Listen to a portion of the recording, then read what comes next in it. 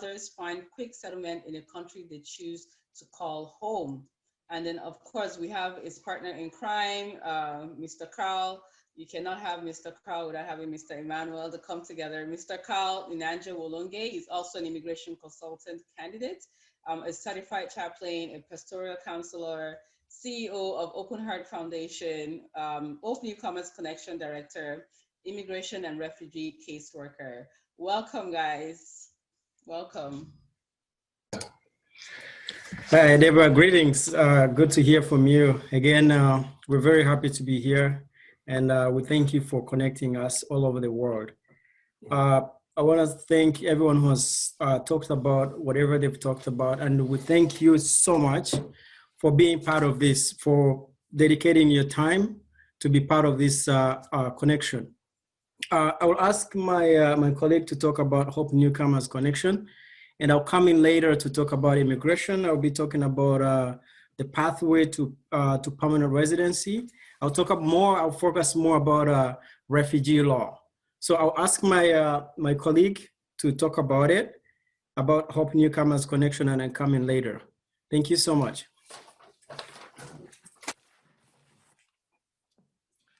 Yeah, good evening to you all. Debbie, thank you for this opportunity, and your friend coordinating all this tonight. We appreciate your work. Yes, as you mentioned, what we do really, we are Hope Newcomers Connection. I'm one of the directors of Hope Newcomers Connection. What we do around Toronto and the whole of Canada. We just came back from Windsor. We're having a clinic and session, so we move around.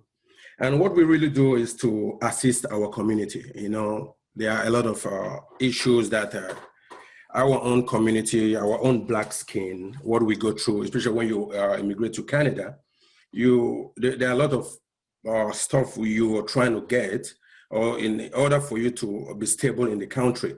So we come in as that platform. Hope Newcomers is a non-profit organization based in Toronto, but our office is in Scarborough, 108 Corporate Drive at around the mall, the Makawan Mall, or I don't know how to call the square one, around Scarborough Center area. That's where our office is located. Yeah, so our activities, we have settlement programs, we have immigration. Under the immigration services, there are a lot of stuff we do. We help newcomers, those who are new in town, especially if you're in Toronto, you can't make it to Scarborough. What we do, we come in, you book for an appointment, we can pick you up if you don't drive, or we connect you in order to come to use a bus, subway, or any means you can come here. But if you can't make it to us, we make an appointment with you, then we can meet with you. We can pick you up or meet with you in a convenient environment and talk with you. So there are a lot of issues we do. We help our clients fill in forms, mostly immigration forms, like immigration and refugee forms. We do sponsorship, we do work permits, permanent resident, citizenship. You know, a lot of people, especially our community, when they come here, they find it difficult in order to assess or get the best person to support, or in order to connect with lawyers or consultants or paralegals, in order to do most of their paperwork and do the submissions in immigration. So we come in as a platform. Hope Newcomers, it was created. So we decided to say, okay, hey, in this aspect, we are coming in order to help our own community. Like this is the second time we are popping up in your talk show, and we really appreciate what you're doing. And we have settlement area under Hope Newcomers Connection. We do housing, we do training and education, we do counseling, referrals, and welfare and shelters. Like those who are moving from Montreal, different area to Toronto, we help, we come in, our numbers are up there. And if you call us, we can pick you, we can get you connected with the appropriate housing or doctor, immigration lawyers, like my colleague and I, we do all this in order to help our people. So under Hope Newcomers Connection, we also encourage our people to volunteer. We need volunteers to come in, and we always ask that, you know, when you are in the community, always try to come together like what you are doing now. We try to help those who are not able to get into certain places. So if you come into our organization, or you visit us, or you call us, there are a lot of things we'll enlighten, we'll give you. We'll put you in a good shape in order to be stable in the area. I mean, the aspect of you trying to get your immigration papers done in Toronto, and you get a housing or training and education, employment, preparation, we do all that. So Hope Newcomers is right here to help our own community. So I will not take your time. My colleague will come up and we'll be talking about the immigration aspect now. We'll be talking about a pathway to permanent resident and any other legal aspects. We are here to help. So Emmanuel will come up and try to brief on that issue. So thank you. So as we welcome Emmanuel, please. All right, thanks, Carl. And thank you everyone for paying attention and taking time to listen to Carl. Again, my name is Emmanuel. Today I'm going to be talking about, I want to talk about refugee law. I'm going to be talking about what I do. Currently, I'm in law school and I'm licensed to do refugee law. I can do criminal, which includes summary convictions. And I'll tell you a little bit more about what I can do so I can help the community. I can represent you at the Ontario Court of Justice, which is the provincial fences, and I can represent at IRB, which is Immigration and Refugee Board, including appeals, including humanitarian and compassionate, and part of a small claims court, landlord and tenant.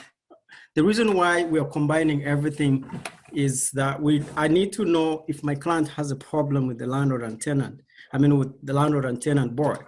How can I help this person? If a client has criminal charges, how can I help this person? If client has immigration issue, how can I help this person? To tell you a little bit more about my background, I used to do criminal. I was under the supervision of Calvin Berry, but I just realized that immigration is my calling, and it's part of something that I have to do to help my people. The reason why is that some people have been coming into the country, and then when they come to the country, the only thing that they want is to submit the application, and then they do what? I'm getting distracted. They submit the application, and then they want a work permit. I want my application to be in. This is why I come in, and I want to teach everyone how to go about this. The reason why people have been denied refugee is because they rush to put in the applications because they want everything to be in. I will talk about one thing. I'll teach you one thing about the refugee when you're doing your application. Those people who are here who have not filed for their refugee, those who are in the process, those who have filed their refugee, make sure when you're answering the questions on your basis of claim, you answer all the questions truthfully. You understand the questions that you answer. And if you cannot answer the questions, do not guess it. And only if you can answer the question, if you don't remember, just say, I don't remember. Prepare your narrative. Now, when people come here, they just write about everything. That's why I come in and I have to help these people and say, hey, look, when we're doing the application for the refugee, there are some things that we have to put in together. Some people have so much information, but they don't know how to put it together. That's why they end up losing the cases. But for those people whom I have worked with, They know how we work, and they know how we prepare them to do their refugee application. That's why I have to go back and make sure that before I do anything, before I talk about the pathway, before I talk about the humanitarian and compassionate, why do people apply for humanitarian and compassionate? It's just because some cases were messed up. That's why they're doing the humanitarian and compassionate. And we thank God that we have the pathway to PR, that most people we've been able to submit more than 80 applications to HNC, and some people have been approved to get their PR. Now, and another thing that I've seen in the refugee application is that people don't know how to gather the evidence. These are the things that I have to talk about to make sure that if you haven't submitted your application, or you have submitted your application and you want to go for the hearing, there's some things that you have to know, and you make sure that it is included in your application before. Some people just submit applications and that's it. They just wait for the hearing. But the member wants to know exactly what happened to you. If you go back to your country, what's going to happen? If you go back to your country, are you going to be persecuted? Because when you finish submitting the application, there's some things you have to include in the evidence. For example, there are some photographs, letters, videos, emails, other documents that show that you had problems, or you're going through problems before when they take you back to your country. Do you have any police report? Just produce it. Did you get any medical help? Any news articles about people who are connected to your case? People who witnessed what happened to you? People who have experienced the same problems, they have to write for you letters. So these are the things that I want to make sure that everyone understands before they go for the hearing. And that's why I come in, and because I've seen so many people are going through stress, are going through trauma, are going through so many things because of the one mistake they made before they submit the application. And another thing I will talk about is I'm going to talk about the pathway to PR, which is a humanitarian and compassionate. And I will not talk much about it because I've been doing it, and some of my clients have met me in the office. But I'll talk about it and then wait for the questions. Maybe this way I'll answer the questions. The pathway to PR, it's a humanitarian and compassionate application that you submit to immigration, and then the immigration officer will take a decision. If you are eligible to get a permanent residence, those people who have been working in healthcare, people who have been in eligibility, I'm just gonna tell you how you can be eligible if you're working under the pathway to PR. Your refugee must be pending, and you must have claimed for refugee before March 13th, 2020. And second, you must have had a work permit, and you must not be inadmissible. What does that mean?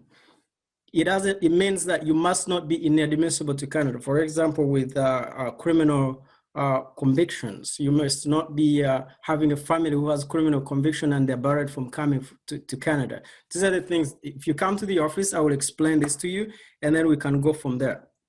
And there's so many things that you have to consider, but mostly is you must have had 120 hours. So many people have been asking me and say, hey, okay, I have been working since August until now. I have 700 hours. No, this is not how it is. You must have 120 hours between March 2020 to August 14th, 2020. And then you have 6 months of experience until August 2021. And then another thing is that you must have worked not as a private contractor. Private contractor, what does that mean? It means that you must not have been self-employed. Some people have been working with private individuals. You can be a private contractor under an agency, which means you qualify. You can be a private contractor under a home care, something like that. But this, for example, the private contractor means those people who are excluded. It means that someone calls you and say, hey, come and take care of my mom. You don't qualify according to the document. So those are a few things that I want to talk about, but most importantly, I want to focus more about how to prepare for your refugee claim, how to prepare for your hearing, how to prepare for before you go for the hearing. It is very, very, very important. And secondly, about the appeals. When someone fails at the IRB, then we have to do the appeal, which means that we have to look into the case. The reason why most people go for the appeals is because they messed up the case, or someone messed up, or in a way that they did not prepare, or the member found out that they are not at risk of being persecuted. So these are the things that we have to look at. The basis of claim is the foundation of everything. Then when we look at that, then I look at the humanitarian and compassionate. I'm pretty sure there's a case law today that came out about the humanitarian and compassionate. We're going to have a meeting about that, and I'm going to ask my colleague to organize a meeting, and then I'll explain more about it. But I'll just stop from here. If you have any questions, any queries, any concerns, you can contact us, or you can contact Deborah, and they will get back to us. One last but not least, we're opening up our law firm, and the law firm is going to be having so many associates, which includes the lawyers, the immigration consultant, it includes the paralegals, and then we're going to have offices in different places. We're going to have an office in North York.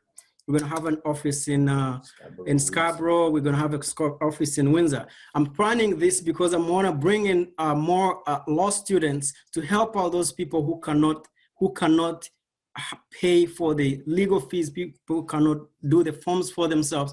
There's some law students there, there's some immigration consultant students there, the paralegal students there who can do the job and learn as they're helping our community. This is what we're trying to bring out so that everyone can benefit from this. We want everybody to be under one umbrella so that we can help everybody as we give back to the community. This is what we have to do because, like I always say, that it is more honorable to give than to receive. Thank you so much, Ade. Thank you, everyone. Thank you for listening. And I'm glad to have spoken to you.